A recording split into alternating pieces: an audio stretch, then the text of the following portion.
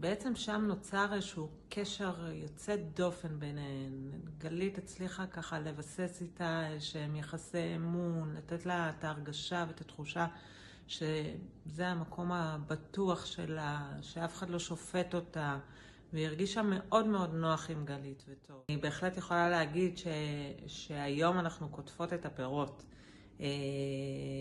היום אני יכולה להגיד שהבת שלי בהחלט מבוסתת רגשית, היא עם תחושת מסוגלות הרבה יותר גבוהה ממה שהיא הייתה. יש לה היא פתוחה להתנסויות חדשות, דברים חדשים, זה לדעתי נוצר ככה בעקבות החוסן הנפשי, האישי שלה שהתפתח בתוך התהליך הזה עם גלית. התחושה, כאילו, אני מנסה לחשוב על איזשהו רגע אחד מאוד מאוד משמעותי בתוך הדבר הזה, זה היה יום שאני לא אשכח, שהבת שלי באה אליי בהתרגשות ואמרה, אמא, אני מאמינה בעצמי.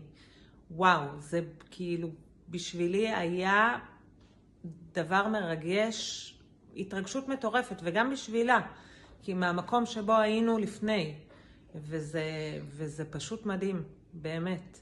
אז אנחנו זכינו לעשות את התהליך הזה עם גלית, גלית מדהימה, באמת, כאילו, תמיד סבלנית, מכילה, באה עם רעיונות ככה מחוץ לקופסה,